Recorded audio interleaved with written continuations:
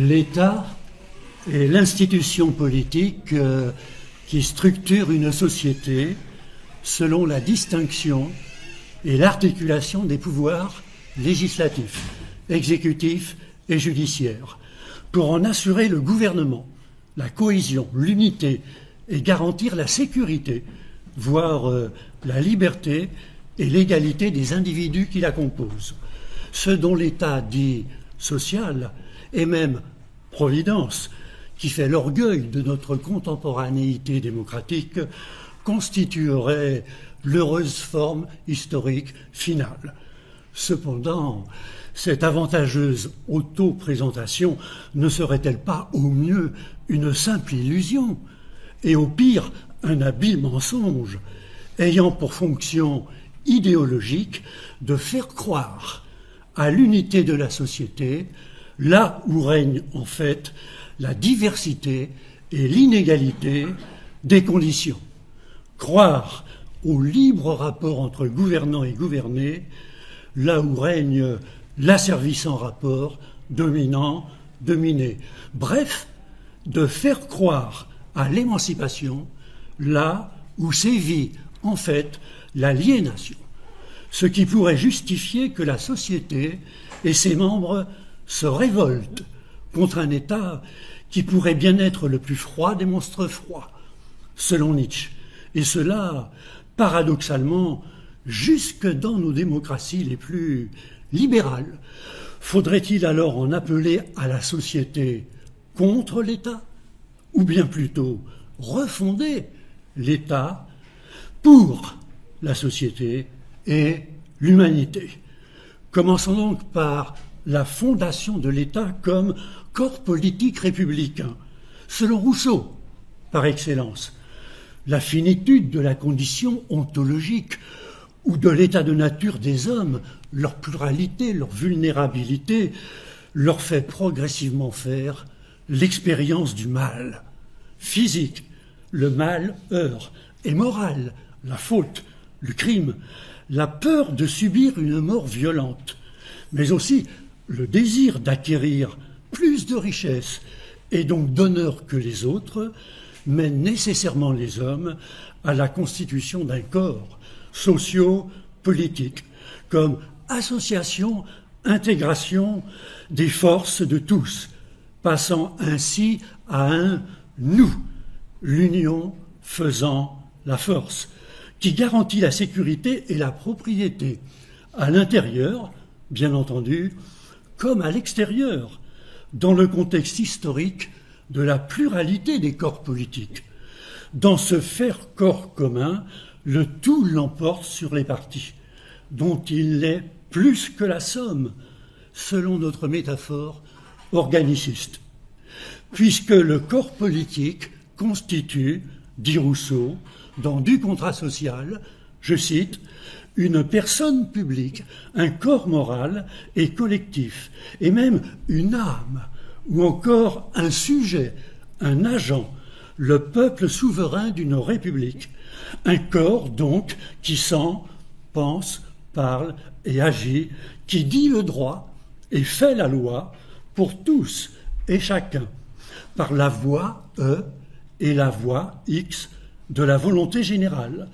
en référence notamment à la démocratie athénienne et à la République romaine. Mais pour rompre réellement avec la longue histoire des États autocratiques et impériaux, et assurer à la fois la légitimité et l'efficacité de ce corps politique, encore faut-il qu'il résulte d'un contrat social, d'un accord, et même d'une décision de tous, qui médiatise ou sublime la liberté et l'égalité naturelle des hommes en liberté et égalité civile des citoyens, et que la souveraineté du peuple qui en émane soit inaliénable, indivisible et infaillible, insiste Rousseau, dans ses organes et fonctions étatiques, législatifs, exécutifs et judiciaires.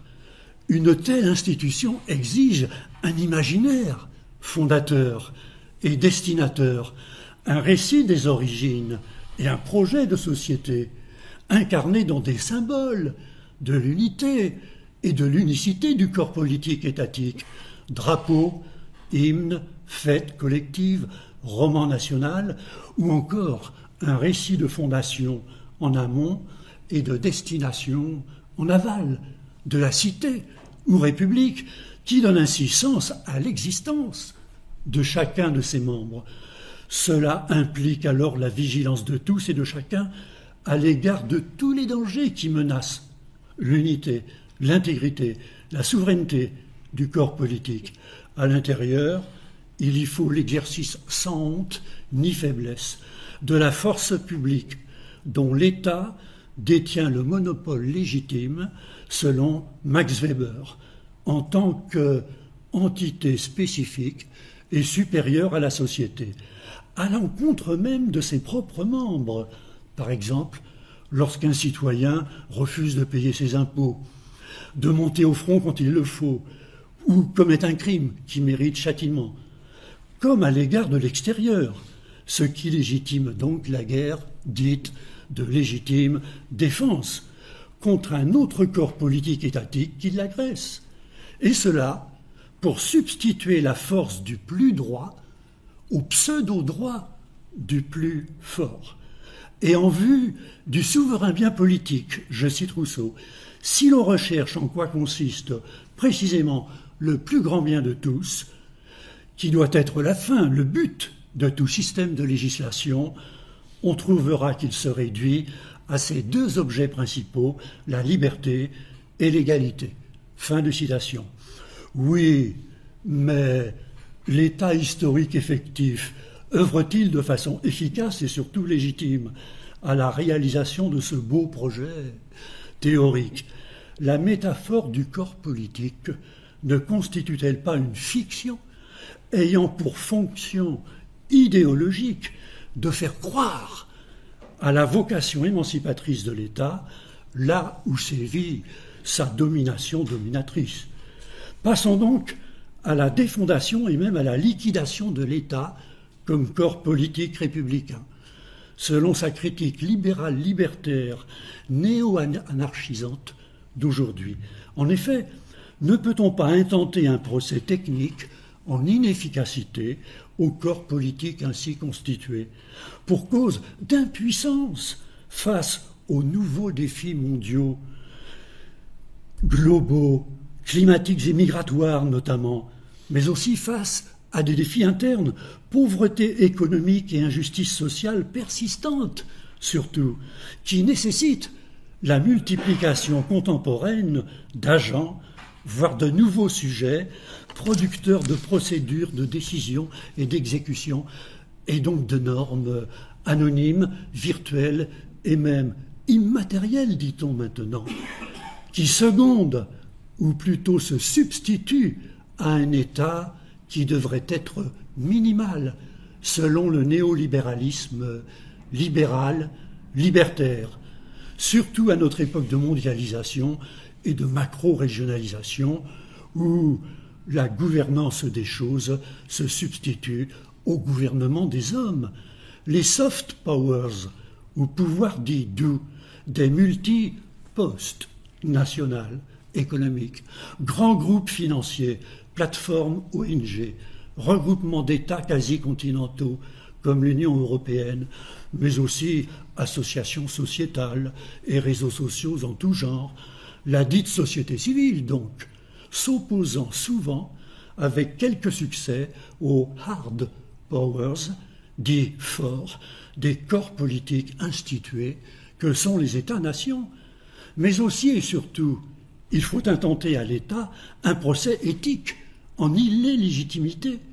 Le corps politique institutionnalisé en notre grand un, pouvant mener à la tyrannie d'une prétendue majorité au détriment de multiples minorités, discriminées et même invisibilisées pour leur classe, race, sexe, genre, génération, ou pour leurs valeurs différentes maintenant, selon le communautarisme ou le wokisme actuel, et donc mener progressivement de la servitude la plus volontaire, puisque contractée à un gouvernement autoritaire, voire à la domination totalitaire, en une référence idéologique à l'État, parti, peuple un, dit Claude Lefort, dont la vox populi prétend constituer la vox dei,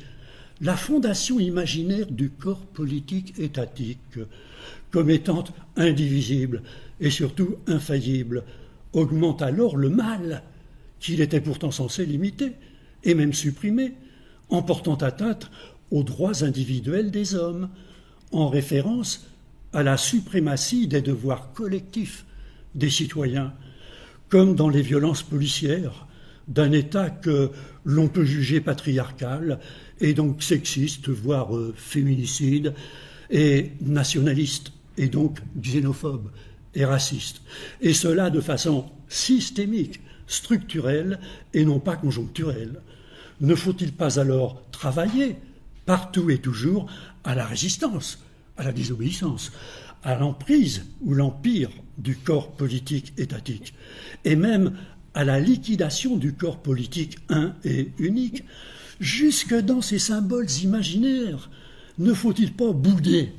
voire siffler l'hymne, brûler le drapeau, et surtout réviser le récit national, jusqu'à s'exiler soi-même de la patrie-prison quand on pense y avoir un intérêt privé? Ne faut-il pas alors substituer au fondationnisme obsolète de notre premier moment la créativité d'expériences multiples et disséminées localement, de démocratie participative directe, sans État surplombant, pour généraliser, globaliser ces expériences, selon l'intersectionnalité des discriminations, et donc la convergence des luttes, d'un altermondialisme émancipateur, des individus comme des peuples, en vue d'une liberté, d'une égalité et surtout d'une fraternité sans frontières, sans corps politique intermédiaire, étatique, parasite. Cela ne nécessite-t-il pas, et même ne légitime-t-il pas, un changement qui soit un progrès de l'imaginaire sociopolitique, qui doit œuvrer à la dissolution, à la liquidation de la métaphore biologique de l'unité, organicité, stabilité de l'État, au profit d'une métaphore de la multiplicité, liquidité, instabilité de la société, comme le diagnostic Zygmunt Bauman d'une gouvernance en réseau, ou en collectif de collectif, comme y appelle Miguel Benassayag, en interaction et donc réaction permanente, en direct et en symbiose. Selon une métaphore océanique, écologique, symbiotique, donc, qui aujourd'hui alimente et justifie la critique de tous les pouvoirs ou corps constitués, institués, comme empêchant la réalisation des droits de l'homme, individuel sociétal, pour substituer donc un homme sympathique, aquatique, relationnel, fusionnel, reconstruit, à l'homme rationnel, opérationnel, déconstruit. Et donc, opposer la chaleur du cœur des hommes à la froideur du plus froid des monstres froids, comme Nietzsche qualifie l'État moderne. Soit, mais ne s'agit-il pas là d'une autre figure de l'illusion politique, encore plus obscurcissante et aliénante que celle du corps politique, qui, elle, offre au moins l'avantage de signifier, désigner un maître dominus, repérable, identifiable et donc opposable, lui, l'État, aux petits despotes locaux et aux grands dictateurs mondiaux. Terminons donc pour une refondation républicaine du corps étatique démocratique. N'est-il pas temps, en effet, d'instruire le procès technique, mais aussi éthique, de la métaphore liquéfiante liquidatrice, qui justifie pseudo-démocratiquement aujourd'hui la déconstruction, destruction des corps, comme des âmes, des peuples et des citoyens, et même des hommes. L'industrie dite culturelle de masse n'use-t-elle pas abondamment de cette métaphore célèbre de la société du spectacle, désintégrant, atomisant le peuple comme corps politique, en le rendant invisible comme tel, notamment en le délocalisant psychiquement, pas moins que physiquement, les citoyens et les hommes, alors mis sous la coupe d'une technoligarchie tentaculaire visant à la domination globale sur une multitude anonyme, ou encore d'un État léviathan mondial ce grand corps malade, Janus bifront, dont le doux visage libéral, libertaire, individuel, local, tente de masquer l'inquiétant visage impérial, autoritaire, systémique, global, en un retour à l'état de nature dont la libre concurrence non faussée rejette tout obstacle relevant d'un quelconque corps solide, matériel ou intellectuel, comme un corps de doctrine, par exemple, qui appellerait et surtout obligerait à la symbolisation ou sublimation par tous et chacun de ses propres désirs et intérêts particuliers au profit du bien commun, au moins quand il le faut. Mais alors, comment sauver le corps politique de l'alternative entre, d'une part, sa rigidité organique, conduisant au tout politique, sous la figure d'un despotisme démocratique, dit Tocqueville, et sauver le corps politique, d'autre part,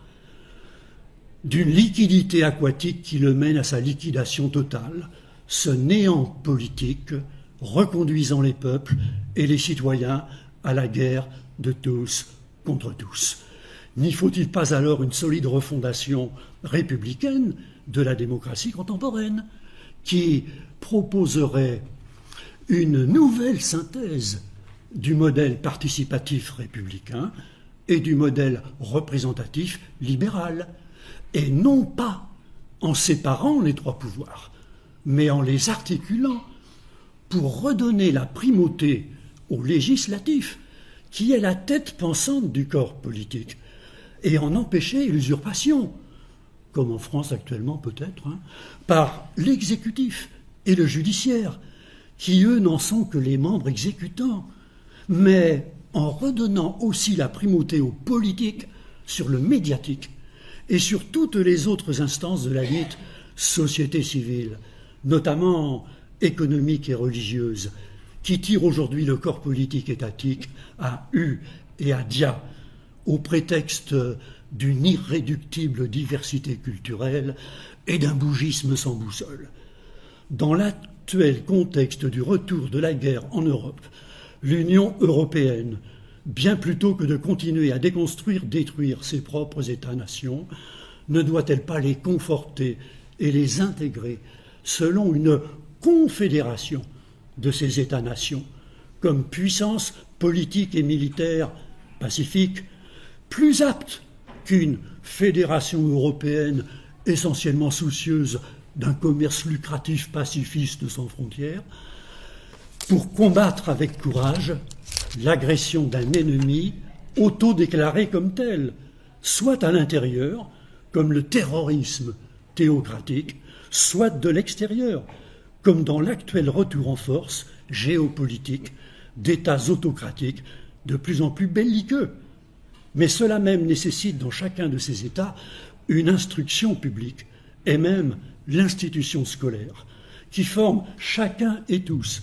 à l'exercice d'une délibération citoyenne afin de fonder des institutions justes sur des intentions bonnes, car libres d'être éclairées par la raison, selon le double projet de la sagesse personnelle et de la justice collective, fondée par les Grecs et fécondée par les Lumières, mais bien mise à mal par l'époque contemporaine. Dans ce double projet, le soin du corps et le soin de l'âme sont réunis par la vertu, indissolublement morale et politique. Vertu qui, en passant par Rousseau et Kant, depuis la tradition philosophique, constitue le vrai fondement du bien vivre ensemble et personnel, alors que le mot même de vertu n'est plus jamais prononcé par nos dits libéraux républicains et sociaux-démocrates d'aujourd'hui, qui en laissent ainsi l'usage arrogant et inquiétant aux communautariens et autres wokiens en tout genre. Je vous remercie de votre ô combien patiente attention.